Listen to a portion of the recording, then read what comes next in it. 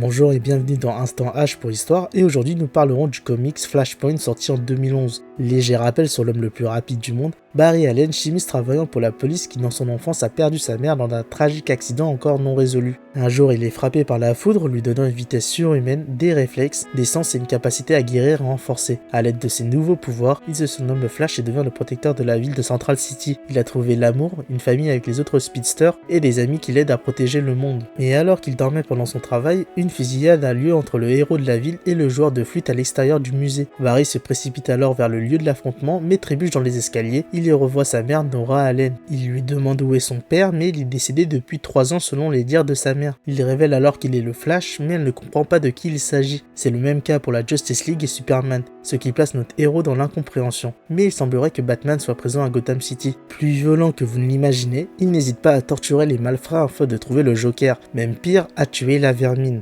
Heureusement, Cyborg arrive in extremis et sauve le bandit d'une chute mortelle. Il confronte Batman afin d'avoir une petite discussion avec tous les autres. Le contexte est simple, plus de 100 millions de morts lorsqu'Atlantis a plongé l'Europe de l'Ouest dans l'océan, et plus de 32 millions de morts lorsque les Amazones ont déclaré le Royaume-Uni en tant que nouveau Themyscira et à leur tête Aquaman et Wonder Woman qui se battent pour contrôler le monde. L'objectif de Cyborg est de les anéantir et il compte sur l'aide de tous les autres guerriers présents. Mais étant donné qu'il s'agit tous de super-héros et de super-vilains, certains acceptent mais d'autres sont hésitants pour leurs différents passés et le reste refuse. Tout comme ces derniers, Batman en fait de même vu les membres du groupe et préfère rester seul. Revenons à Barry qui est en direction de Gotham, il se dirige vers le manoir Wayne, un lieu désert et complètement délabré. Il pénètre dans la Batcave et se fait fracasser par le Batman. Il demande à Bruce de s'arrêter mais selon le justicier masqué, il l'a vu mourir de ses propres yeux. Barry déduit son identité très rapidement, il ne peut s'agir que de Thomas Wayne. Mais avant qu'il ne puisse expliquer la situation, Batman lui brise tous les os pensant que c'est un infiltré du Joker. Cependant, pendant qu'il se faisait battre, sa mémoire change, ce n'est pas un monde parallèle mais bien la Terre qu'il connaît. Barry retrouve son anneau contenant son costume, cependant ce n'est pas le sien mais celui d'Eobard Thawne, un scientifique du 25e siècle qui est obsédé par la Speed Force de Flash. Il est aussi l'assassin originel de sa mère et surtout celui à l'origine de ces changements dans le monde.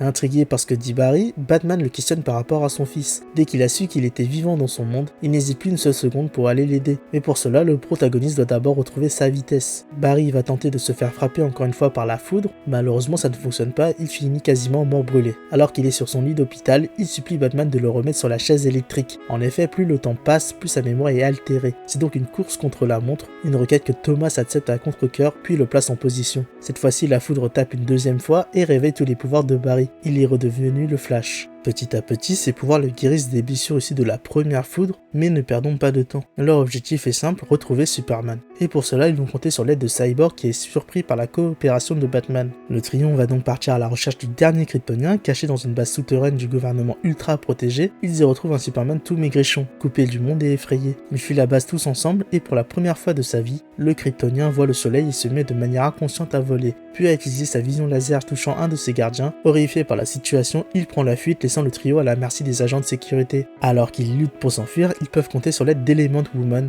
Malheureusement, le temps presse. Les mémoires de Barry sont de plus en plus modifiées et cette fois-ci le groupe va se diriger vers celui de Billy alias Shazam. Mais au même moment, nous apprenons que Hal Jordan, soit Green Lantern, est sur le point de lancer une attaque aérienne sur le groupe des Amazones. Ainsi, une guerre éclate entre les Atlantes et ces dernières. L'équipe de super-héros menée par Flash tente de les arrêter. Alors que Shazam s'occupait de Wonder Woman, les enfants perdent le contrôle. Cette dernière en profite pour transpercer Billy en plein cœur. Alors que Flash semble dépité, Reverse Flash apparaît devant lui. Son objectif était de se venger de ce que Barry avait fait lorsqu'il a appris qu'Eobard était le responsable de la mort de sa mère. En effet, Flash avait altéré en premier le passé en sauvant sa mère. Il est l'élément déclencheur à l'origine du paradoxe temporel. Les deux speedsters commencent alors à se battre, mais le combat est à sens unique. Barry se prend coup après coup jusqu'à l'interruption de Batman qui subit le même sort sans pouvoir se défendre. Flash est de nouveau pris pour cible. Alors que Eobard fête la réussite de son plan, il se fait transpercer par le justicier de Gotham. De plus, la guerre semble gagner en intensité. Superman débarque pour y mettre fin, néanmoins ce n'est pas suffisant, puisque par la même occasion, les bombes sismiques installées par les Atlantes dans tout le pays s'activent et pourraient bien causer la fin du monde selon Cyborg. Flash, dans une dernière course, va se trouver propulsé aux côtés de sa mère, qui doit faire le choix entre la sauver ou des millions de personnes. Nora choisit de se sacrifier lors d'une discussion très émouvante. Flash va donc interrompre celui qui a modifié le passé la première fois, c'est-à-dire lui-même lorsqu'il a voulu sauver sa mère. Il se réveille alors au travail et la première chose qu'il fait, c'est d'aller voir Batman qui est bien Bruce Wayne.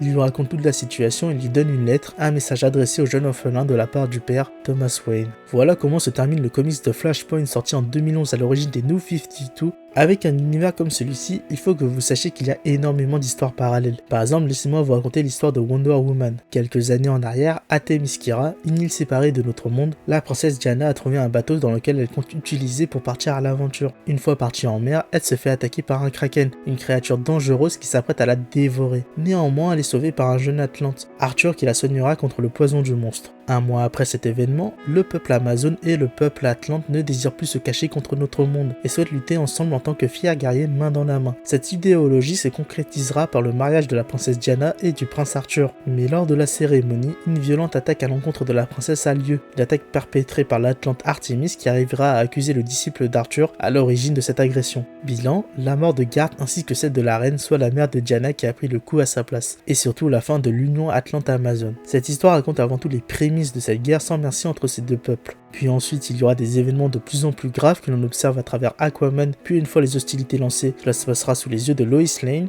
Mais voilà, vous pouvez aussi découvrir un Captain Cold héros de Central City, les motivations de Reverse Flash, ou encore un Batman contre le Joker, dont la réelle identité n'est autre que Martha Wayne, la mère de Bruce devenue folle lorsque ce dernier s'est fait tuer ce fameux soir.